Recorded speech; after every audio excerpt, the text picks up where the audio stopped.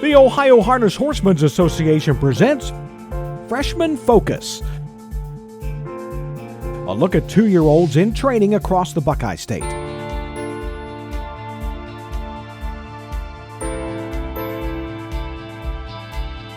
Freshman Focus is presented by El Dorado Scioto Downs, now racing Tuesday through Saturday, post time 5:45. By Sugar Valley Farm, looking for your next quality standard-bred racehorse? Look no further than Sugar Valley Farm in Delaware, Ohio. And by the Ohio State Veterinary Medical Center, caring down to a science. And now here's your host, Roger Houston. Welcome to another edition of Freshman Focus. We've made the trip to Beach City, Ohio, the home of the Rosy Weaver stable here at Glory Meadows. After this message, we'll return and sit down and talk with Rosy Weaver about our Ohio breds in training.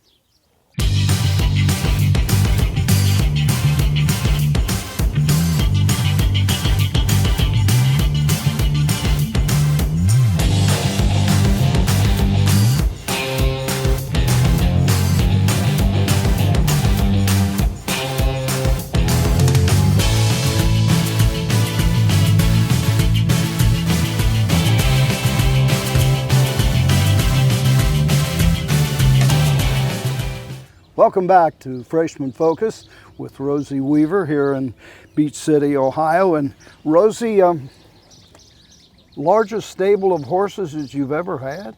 It is. I got, I think, 43 right now, and we have 37 stalls. So there's 6 of them that kind of live in the paddocks in the field, infield for that matter, and then I got a couple fillies at home that when they do come in, they share a stall together, so it all works out good.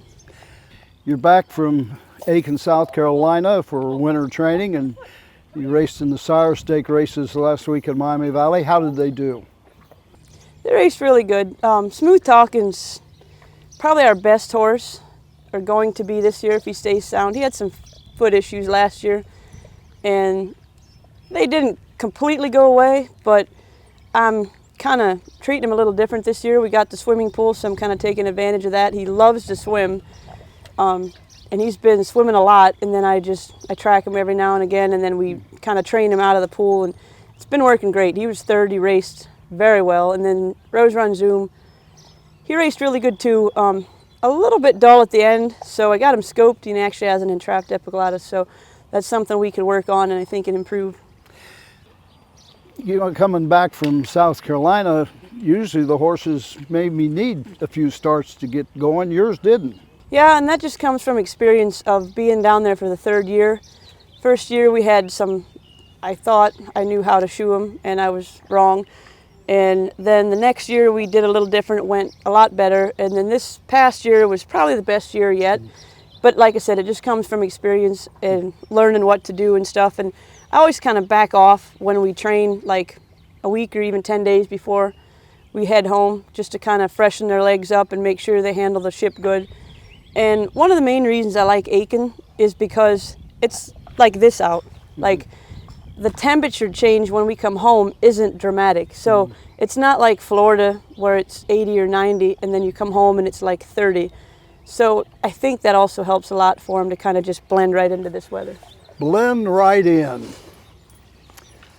Horses blended right in, but Rosy Weaver didn't blend right in, did you? No, I think I might have stressed a little too much about, I don't know, the horses shipping home. I usually don't sleep for a couple of days before they go, and it's only because my whole business is basically on the road, and it just worries me. The shippers have done great all 3 years. I have no reason to worry like I do, but I just do. And I'm sure that's why I got sick and ended up with pneumonia, but if nobody missed a beat here. Like, I have a phenomenal crew. I was laid up. I missed 2 days of work, tried to come back one day and was upside down again the next. So, but these guys, like I said, I'm blessed with a crew like this, and they never missed a beat. There wasn't a horse that didn't go out or a job that didn't get done. Now, your 2-year-olds. We're going to look at 13 of the 2-year-olds today. And I noticed those 13, we have 10 different stallions. Yeah. How many 2-year-olds overall do you have? I think we started with 29 or 30, and I think we have 24 or 5 left. We sold 3, and yesterday I pulled shoes on 2. Nothing wrong with him. One's a June foal, and I really, really like him. His knees were just wide open, and I just chose to shut him down for the year. You have a very diversified group of 2-year-olds. What's the process you go through in choosing which one you want out of the sales? Well, it's probably different than most. I don't really go like for a certain stud or for a certain bloodline, or, I mean, obviously we look at conformation. I watch the videos a lot. I won't buy one strictly off a video, but I like to, you know, put it in my homework for confirmation and stuff. But I really read a horse's eye. I don't know, I kind of got a gift for that. I don't know why or how, but I've done really well reading a horse's manners. If they don't, you know, if you go in a stall and they don't even want you to look at them, and I get it, at a sale they're probably kind of annoyed after 400 people look at them, you know, but you can still tell. I mean, we bought a couple fillies the last 2 years that were sort of pouty when we looked at them, and they're still sort of pouty, and neither one of them are here anymore. So. Yeah. How fast did you train your young horses down in Aiken? There was like 6 or 8 of them that went in like 17 before we headed home, and I think everybody was around 25 or better. Like I said, 6 or 8 of them went quicker than that. Didn't ask them to go, just let them. You know, it's the only reason we went in 17. Now, where are you at today? Well, I trained, I think 6 or 7 of these guys that are in focus today trained between 14 and 17 yesterday, and that's the first time that we let them trot a little bit, because like I said, I let them go, you know, let them trot a little bit in Aiken, and I kind of backed off. We didn't train them about a week before we headed home, and then we jogged for a good 10 days up here, and first trip we went in like 35, and we just eased back. We're home for just over a month now, and we're back down to basically where the good ones were, or the best ones, before we left a month ago. Now, when people see at the county fairs, you have with you always is your best pal, your dog. And when we got here this morning, both myself and Frank, he really would not stop barking with us. But here, you got him right beside you, and he's a perfect gentleman. Yeah, he's really protective, and I like that. I mean, I don't want him to have, you know, to hurt anybody, but when new people walk out that door, sometimes I think he scares them too. Yeah. He can be pretty aggressive. I think I don't know, I think his bark's louder than his bite, but I wouldn't trust him too far. But he's good for the most part. He's really grown up a lot. I hope that at the fairs this year he'll be even better than he was last year, but he's definitely my sidekick wherever I go. Well, thank you, Rosie, for sitting down and talking to us about your operation now here at Beach City and Glory Meadows Racing location. After this message, we'll return and take a closer look at the 13 Ohio breds in training for Rosy Weaver. At Ohio State's Galbraith Equine Center, our veterinary champions are here for your champions 24/7, 365 days a year. Our expert team of boarded surgeons, sports medicine and rehabilitation specialists, together with veterinary cardiologists, internal medicine and ophthalmologists, make our hospital your best resource for all sport horse performance issues. The Ohio State Veterinary Medical Center's Galbraith Equine Hospital. Call us today at 614-292-6661. Racing is back at El Dorado Scioto Downs. Catch the excitement all summer long. Live racing every Tuesday through Saturday nights. First race post time is 5:45. Mark your calendar to see the future stars with a $150,000 Next Generation July 6th. Thrilling harness racing at El Dorado Scioto Downs. One track, 90 racing days, 100% action. Horse players can earn points with the new Caesars Reward Program. El Dorado Scioto Downs. Racing returns May 9th. Welcome back to Freshman Focus as we take a look at the 2-year-old Ohio breds with Rosy Weaver. Going to start off with the gelding Spin the Prize by Enterprise out of Spend It In by Muscles Yankee.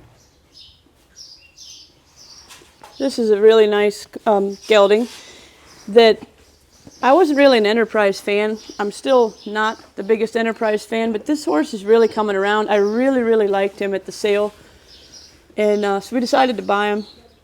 He kind of got sore and aching. It was kind of a crazy story. We had coyotes come in and chase my little goat around the barn area at night, and he got hurt in a stall. So it's kind of been a long process, but just the past month, he's really turned it around, and he's really doing good. He trained good yesterday, and I look for him if he stays sound. He's really big, like I said, real coarse, kind of a Muscles Yankee look to him. But he's doing good, and he's so well-mannered. Once in a while, he'll take off a little bit on the track, but he's doing good. Another one with quite a bit of size. Yeah, I know. Yeah, he's staying sound. His knees are good, and he's, like I said, he had an issue left hind when he got hurt down in Aiken, but that's pretty much been completely healed, I think, and he's doing really good. As a driver, you got a big horse. Is it hard to see around him? Yes. I qualified Zoom at the Meadows, and I literally had to look around him because it was like driving an elephant. He's like huge. And yeah, that's the first time I drove him. I didn't drive him at all last year or qualify him or anything, and it's quite a big difference. Yeah. I've never asked the driver that question before, but I just happened to think of as many big horses you got, you kind of have to adjust your way of handle the race. Yeah, it's definitely different because you look straight ahead and you see nothing but horse. Hey, what determines whether you drive or you put somebody else up on? Nothing really. For the most part, I'll probably qualify most of them. And then last year, I don't know. If you don't fool me, I got along with really good. Nobody did anything wrong. It's just, I'll have the odd ones that are little lunatics on the track sometimes with all the trotters we got that I'll drive early or at the fairs and stuff. But no, I usually don't drive the very, very best ones. But there's no reason other than, like I said, if they have a little issue or if they're really hot or something like that. Do you like driving at the fairs? I love it. I really enjoy driving. I know I'm far from the best, but we do okay, and I do okay. But I've learned from people that are very, very good drivers, so I've tried to take notes and do the best I can out there. What does it tell the wagering public when they see Rosy Weaver's driving one of her trotters at the parimutuel track sale? I don't know. Usually I'm not 100 to 1, so I guess they're not. I don't know. I've done it long enough that they probably know that I'm just going to get them around there. And for the most part, like I said, last year I drove full in the sire stake, and I was second, I think, the first time I drove, and I was 60 to 1 that day, but he drew the outside. But for the most part, I drove him one start this year at Northfield after his qualifier, just to get him tight, and then Tyler drove him down at Miami Valley and won with him. And they're usually, if they're 5 to 1 for me, they're usually 1 to 5 for a real driver. But mostly your driving is at the county fair. Yeah, for the most part, it's 80-20. This is the Enterprise gelding. Spin the Prize. This is the gelding Surge Again by Full Count out of Super Katrina by Muscles Yankee. A big 2-year-old. Yeah, he's really big and thankfully really mellow. Being a full count, I was really worried about him getting hot because almost all the full counts I've seen have a little spunk to him.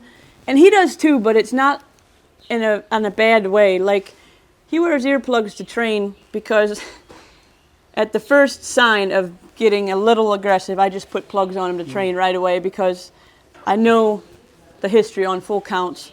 And I've had, I think this is the 4th one, and the other 3 are all nervous and kind of, wear hoods and stuff like that, or at least a little warm and nervous. But this horse, he's like a 5-year-old. Full counts have done quite well over the years. Yeah, I think they've done exceptionally well. For sure, the fact that I don't think full count had, a ton of mares. And it just seems, if a lot of times they'll hit the racetrack, and I know Marty and Miles Woolham have done phenomenal. I don't know, did they have full count maybe? But I know they've had a lot of full counts. I think Miles has had his 2 or 3 brothers. Thankfully, he didn't get this one. Me and Willis Troyer, which is Heartland Acres, and Dr. Dan Wilson and his wife Barb own this one together. And there's a couple other ones in focus today, Dixie Road, LT Ella, and Eer Hill Addie, that they own a part. Like usually me and Doc and his wife own half of the horse, and then Willis owns the other half. And he has, us 3 together, bought 5 of them this year. And they're all doing really good. It seems that all of your horses are really attentive. Your ears are up. They seem like they're very happy. They are, and like I said, that comes from more than one thing. Like, one thing I really like, and absolutely nothing against anybody that breaks babies. There are great people out there, whatever. We break all our own here at the farm now. I had a kid that, and Wes Hirschberger broke a lot of babies for me back in the day. I hated breaking babies at Northfield with all the cars, the people, the blacktop. But here, I don't know. I feel like from the very get-go when we break them with the crew of, workers I have, they get to know us and trust us, and it helps, like I said, when you're somewhere like this, away from, a lot of traffic going on and stuff, and they can turn out. And like I said, it makes a giant difference, more than anybody knows, with the help you have and the people that take care of them and how they handle them and how they care. And I would go against anybody, the best crew there is. Yeah. The wildest thing is, the one question I've asked every trainer is how they break them, and more than not, a lot of them say they send them to the Amish. You didn't have to send this one or any of them to the Amish, did you? I didn't. That's kind of where they hang out every day. Like I said, most of our crew, and that's been one of the biggest pluses about moving down here. Thankfully, Robin Miller puts his head down and drives an hour every day each way.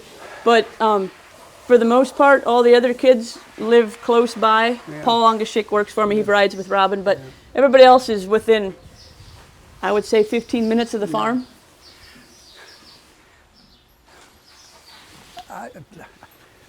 What do the Amish have that makes them be sought out to break young horses? What's their principal characteristic for breaking horses? I don't know if I could really answer that, because I really don't know. Patience? I don't know. I don't know really if there's one thing that stands out. Maybe patience is one of them. A lot of them have places where they break the horses that are not close to racetracks, that have, private farms away out in the country. I think that helps, just like here. Like when we break these guys, it's out there on the track. Nobody else is going by, flying past with a trainer, or there's nothing else going on when we break these guys. And I think that helps a lot too. And for the most part, like I said, there's Amish farms or people that are well known breaking babies, have a very good facility and very good help. Like I said, that goes a long ways when you have a good team to work with, This is the gelding Surge Again by Full Count. This is Eer Hill Addie by Triumphant Caviar out of Carry the Torch. Number 1 on your group right now. Yeah, this is probably one of my favorite little fillies. She's on the smaller side of the fillies we have this year, but there's none that love their job more than her. And she's a sister to Eer Hill Carey, who we had last year. This is a Caviar, and she was an Uncle Peter. This one's got a little more talent, I think, than the one last year. Did you get her at the sales? Yeah, we got her at the Buckeye. Yeah. Now, how much of an influence did the horse that you had last year have on you to take her this year out of the sale? A lot, actually, because that filly was small. She's still tiny, but she just has a heart. She tries so hard, and she's good gaited, good conformation. Everything's good about her, except she's just simply too small to be a really good horse. Do you put trotting hobbles on at the beginning or not? No, not at the beginning. Like, her sister never had them on. She does. She's a Caviar, so usually they need a little more help early than some of the other ones, like the long toms or whatever. But she's got them on, but they're not like tight, and she didn't have them on early, but she'll probably wear them all year because she's really doing great. She trained amazing yesterday. This is a 2-year-old filly, Eer Hill Addie by Triumphant Caviar. This is Sassy Sally, a filly by Marseille out of Visionist K by Dream Vacation. Is this the first Marseille that you've had in your stable? Yes, I think this is the first crop, 2-year-olds this year. This is a really nice filly, got a ton of talent. She's really big, and her stride's even bigger. So there for a while, she had a little bit of a struggle getting her gait together, but we put hobbles on her too. I think it helps the bigger horses more than it does the little ones, and she leans right into them hobbles, and she can really trot. I hope she stays sound because she's a nice filly. Now you mentioned the knees. I understand you had a lot of your 2-year-olds x-rayed last week to check those knees, didn't you? Yes, just to make sure anybody that had a question or that I had a question about might have pulled up a little sore after training or just body language wasn't themselves. I just got them looked at just to make sure. Now, with a big filly like this, any problems with her out on the track? None, absolutely none. You'll see him today. She's like a 4-year-old. She's just been quite a pleasure to deal with. I mean, she's done everything right, and she's just, like I said, she's like a 4 or 5-year-old. The Marseilles, I got 3, and they're just amazing. This is Sassy Sally by Marseille out of Visionist K. This is a gelding Silverton by Marseille out of Turquoise Sweetie by Dream Vacation. Another Marseille and medium size. Yeah, he was small when I got him at the, I actually got him at the August sale. I think that's the only reason he was at that sale. It's because of his size, but this is a very well-bred horse. He's like a half-brother to Barn Girl, who was over at the Meadows. He was a very good horse. And he don't care about his size. He's holding his own. This is one of Robin's favorites. And he trained yesterday. He trained with the Payson filly yesterday, so he's bred exactly like Sassy Sally, Dream Vacation dam as well. He's got a little more spunk than her, but just doing everything right. Of all the horses, every single colt is now a gelding. Do you just do that as a normal thing, or do they all have reasons to be geldings? No, not for the most part. It's got to be an extreme standout before I'll leave him stud. The only way I got one stud in the barn, but it wasn't because he's such a great horse. The guy stood up on the stand and called him a gelding, and said he gelded him when he was a weanling or whatever to turn out. And down in Aiken, he dropped, and he is now a stud. So the guy kind of, I don't know, it's kind of a bad situation, but he's still a stud, and it's late enough now where I won't geld him, but not because he's such a great horse, although I think he's okay. Makes it easier on your employees when you got a bunch of geldings, so doesn't it? Much better, yeah. Yeah, and I don't know, so many times, I mean, I'm sure, obviously there's some that race great or we wouldn't have any studs, but so many times it affects their gait, especially trotters behind, I think, a lot. So we usually, like I said, for the most part, all my owners are good about it. We usually just geld them. This is a gelding Silverton by Marseille. This is the filly LT Ella by Long Tom out of Ariella by Donato Hanover. I noticed that most of these 2-year-olds that you've got featuring here today, the sire of the dam has got a pretty good reputation. Yeah. You look at that? Yeah, we do. And again, like this filly's got a very, very good family, and she's a full sister to You Don't Fool Me, which was obviously a nice horse last year. I think she's got a little more talent than he does, and her conformation, everything about her is a little better. I love her manners. She's really nice and calm on the track. She hasn't, no hood or no hobbles or nothing. She's one of the better fillies we got, if not the best one. It's kind of unusual to have a horse like that, isn't it? Especially a filly. A 2-year-old trotting filly with brains will take you a long way. This is the filly LT Ella by Long Tom. This is a gelding Quinn tuplet by What the Hill out of Andy's Magic by Giarmbo. You got a lot of horses with white legs, it seems like, or around the ankles and such, and a lot of white markings. No superstitions or anything? No, and that's kind of the last thing I look at when we're buying them. I mean, I don't mind the color, but I actually prefer not to have 4 white feet or whatever. But I guess this does look kind of sharp when they have a little bit of white on their face. But this is a What the Hill gelding, and there's a lady in California. They just call her Mama C. She's 93 or 4. Probably the sweetest little lady I ever met, and she's like my biggest fan. So she went to the sale, and she helped Mark and Kathy pick him out and buy him. And she was at the farm in December, I think, before she went to California for the year. She'll be back in June. But just like I said, just a sweet little lady. And I'm really hoping this horse pans out so she could come to the races and root for him this year, because not every day that when you're 94 or 5 years old that you get to root for your horse. And how's he been doing? He's been doing good. He's really big too. But he's been holding his own, and he's doing good. Like, he's staying sound. Everything's been good. He last week when he trained, he spooked or something, and he jumped on his foot, and he was a little bit sore for a couple days. But it's, like I said, it's nothing. He's been, and his manners are great too. We opened him up, I think, last week, because he was getting a little warm to train with company. But just racy, I don't mind that, as long as they come back to you when you work on them.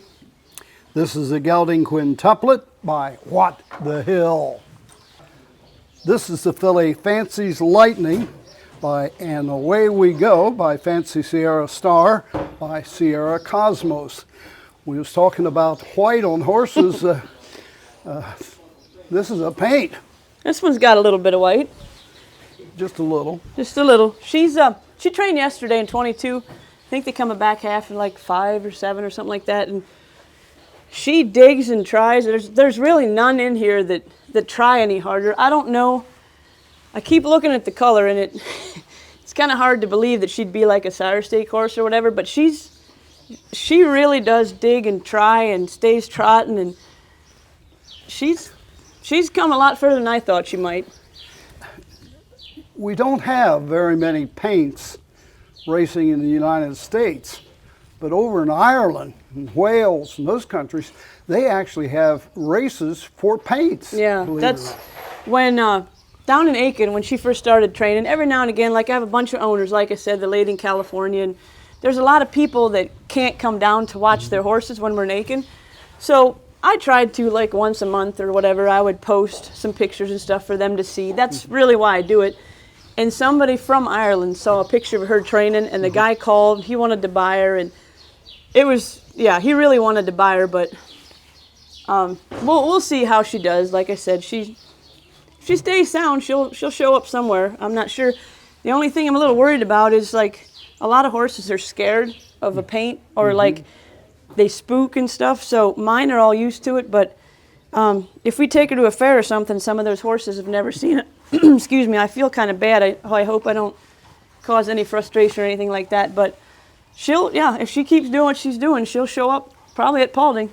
So no real problems with her? None. Like, I put extra weight on her, like I said. She's not a long tom, so yeah. So she needs a little help. We got hobbles, and we got a heavy shoe, and I got a toe weight, but she doesn't like interfere much. Yesterday she nicked her elbow coming that big last half, but no, she's been sound.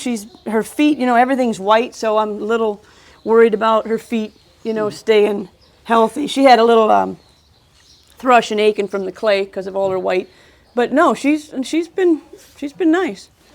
Many, many years ago, it seemed like almost every trotter had toe weights. Now it's something that you rarely see. You'll see quite a bit of it in my barn. I don't know, it's like an old school thing, but I'm still a fan of it. I don't really know why people went away from it, because like I said, every year, I had on quite a few horses last year, but it's something that I'm not afraid to go to. I like it better than a bell boot if it's, try to get a little more reach out of them, balance them out or whatever. The toe weights, you can put different weights and change them, and just like any other piece of equipment. Yeah, and like I said, it's not all, like the bell boot is a little weight. It's also to keep them, from jumping on themselves and stuff like that. But like the toe weight will definitely give them a little more reach and balance for that matter. And I think I got 2 or 3 that have toe weights on today here. This is Fancy's Lightning by Away We Go. This is the gelding Beat the Odds by What the Hill out of Somebody to Love by Angus Hall.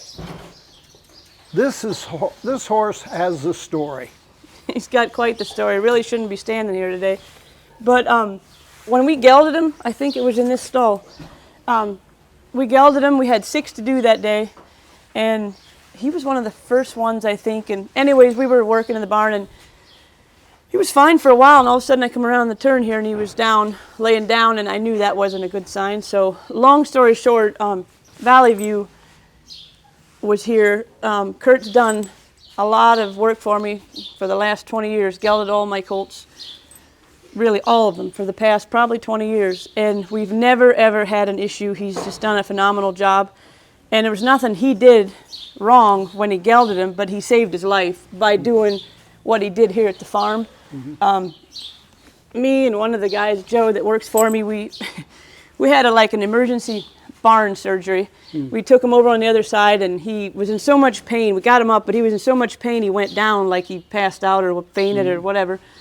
And we put him to sleep. Kurt put him to sleep, and we flipped him upside down again, and it was pretty amazing to me what he did. I was kind of in a panic, and he somehow got everything that dropped out. I mean, he had a bunch of guts hanging out, and it was really ugly. Has absolutely no reason to be standing here today. But thanks to Kurt and his quick, moves, and he literally got everything back up in there, and he never colicked. And he told me, he said, if the horse colics, he's done. And this horse had temperatures of 105 at least 5 or 6 different times. And he wouldn't lay down for probably 2.5 weeks because he knew he wouldn't be able to get up, because he had not only the incisions from being gelded, but he sliced a hole in front of where he had the other incisions, and we had to reach in there, and it was just ugly. But anyways, this horse has got heart and determination like, I don't know, none I've seen. So he never missed a meal. He never pinned an ear.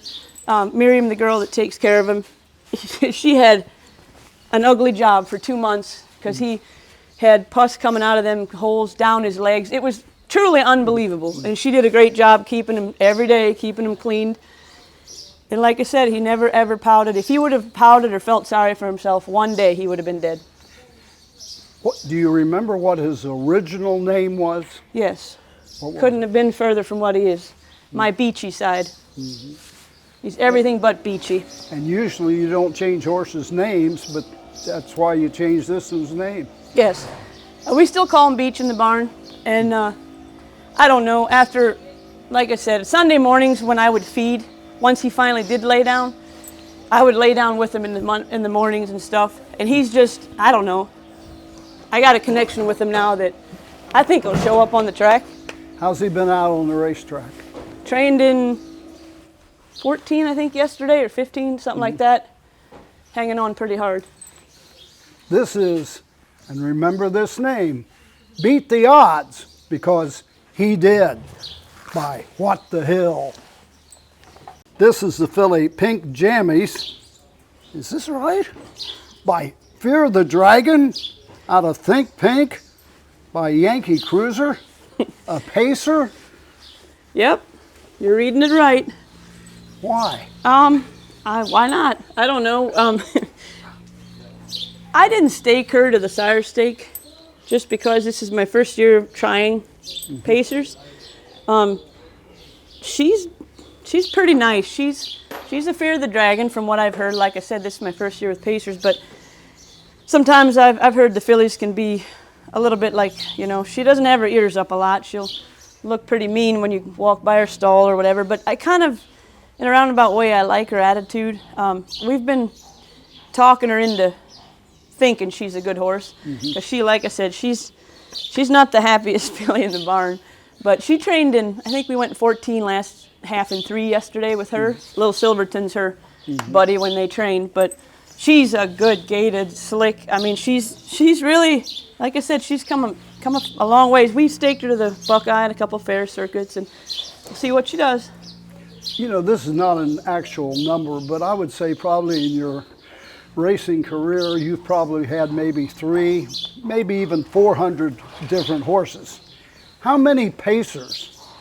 Not a lot. I mean, like I said, back in the day when I just had 8 or 10 horses or whatever, and they were all overnight horses, I had a handful. I had a lined Hanover. He paced in 52 at Northfield probably 10 years ago. Excuse me. And Mancino was probably my favorite. I drove him at like the county fairs and some of those women's races, and I've done okay, but never had any babies. Why do you like the trotters so much, though? I don't know. I guess, like I said, you know, years ago when I was a groom here, that's all Ruby had was literally what I do now for the most part, except for a couple pacers. But she always had, you know, 2- and 3-year-old trotters, and we always, you know, I grew up Amish, so we always had trotters in our carts and buggies at home. And it's, in the racing world, I think nothing's easy at all, but I think, like I said, I didn't stake her the sire stakes because these guys, from what I've watched and done a little homework, we got to pace in 50 or you're not even a good 2-year-old, which is wild to me. And like the trotters, I mean, like I said, it's still very hard with the competition, all the great trainers out there and stuff, but I've done good with them my whole life, and even for the, like I said, the people that I work for, we did okay. You mentioned Ruby Hostetler. Flowing Mineral Farm, I believe, was the name of this farm. Now it's Glory Meadows, but that was a good person to start out in harness racing with, wasn't she? Yes, I mean, Ruby was a great lady.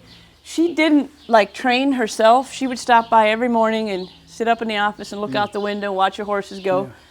Jimmy Smith and Ben Miller were the trainers I worked for.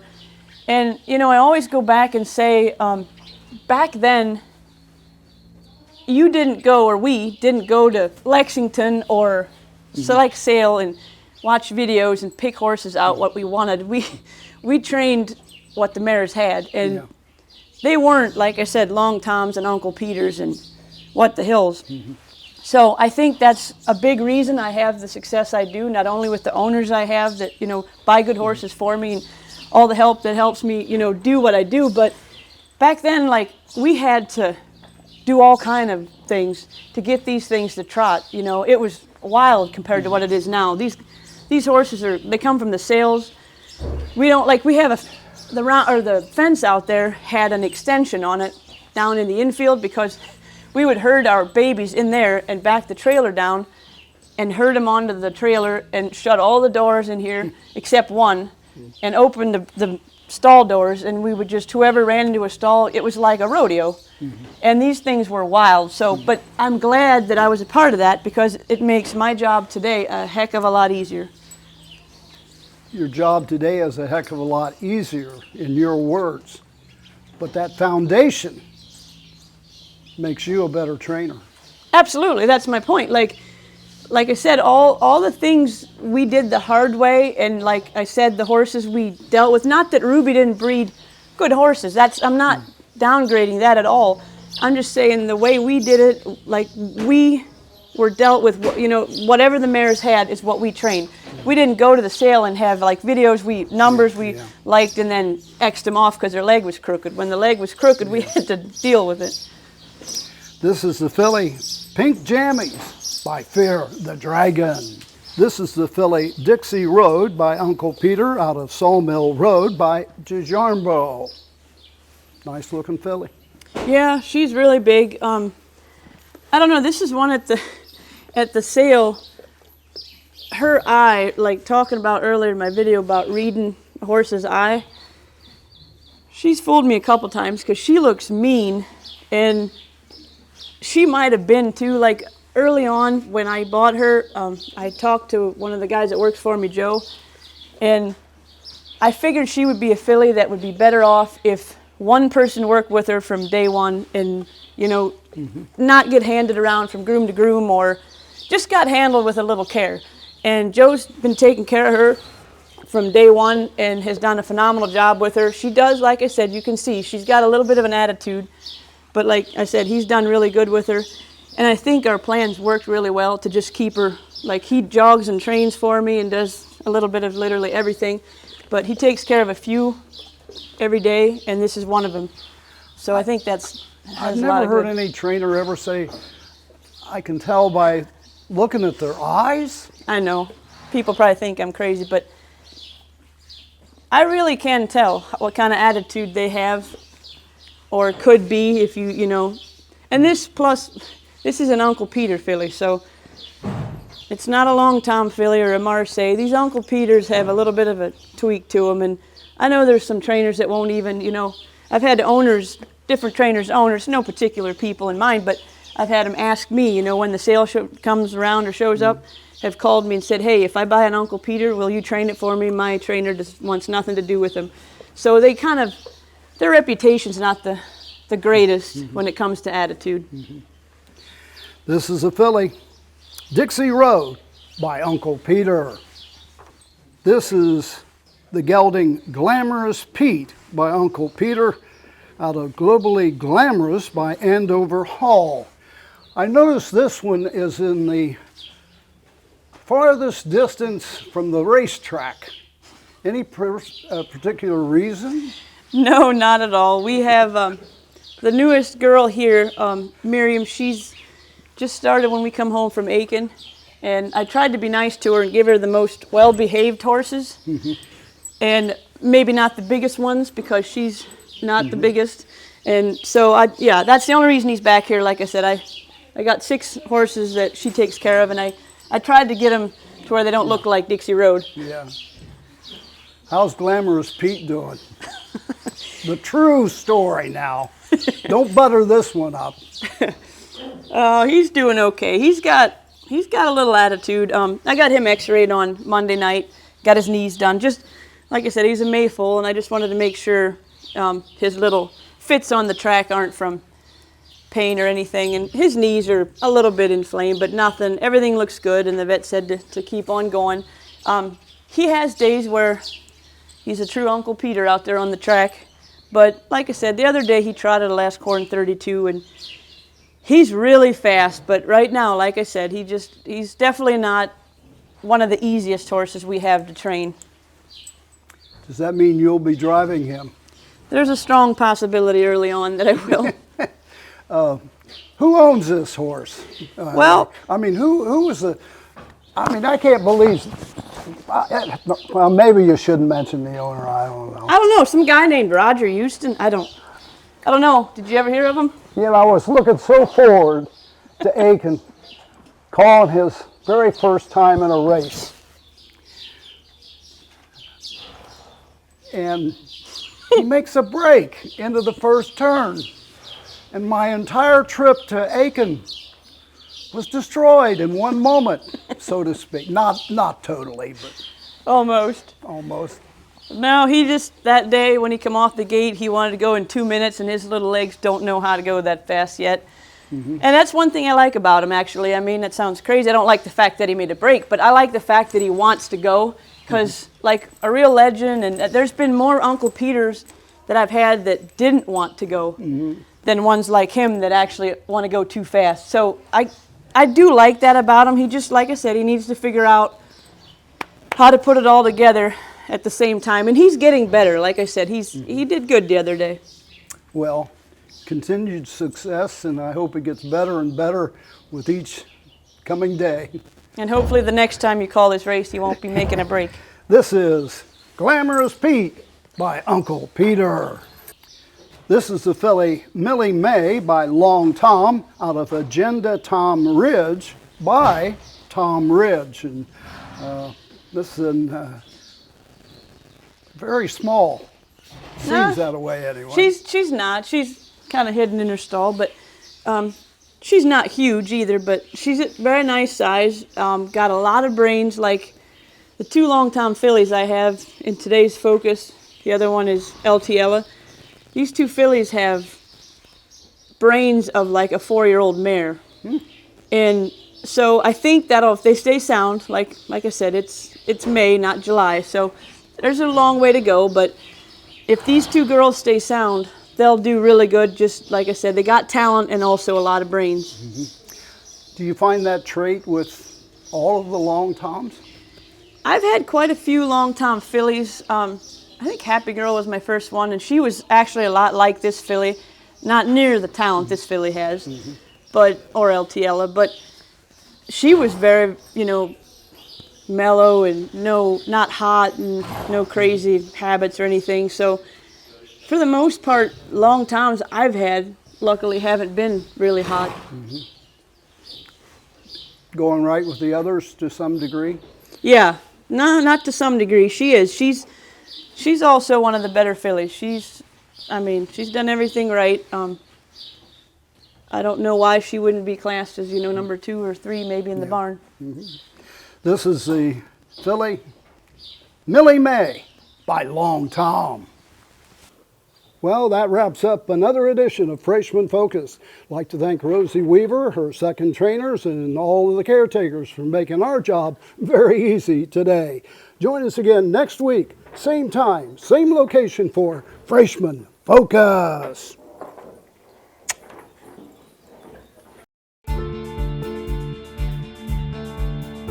This has been Freshman Focus, a look at 2-year-olds in training across the Buckeye State. Freshman Focus is presented by El Dorado Scioto Downs, now racing Tuesday through Saturday, post time at 5:45. By Sugar Valley Farm, looking for your next quality standardbred racehorse? Look no further than Sugar Valley Farm in Delaware, Ohio. And by the Ohio State Veterinary Medical Center, caring down to a science. Freshman Focus is a presentation of the Ohio Harness Horsemen's Association.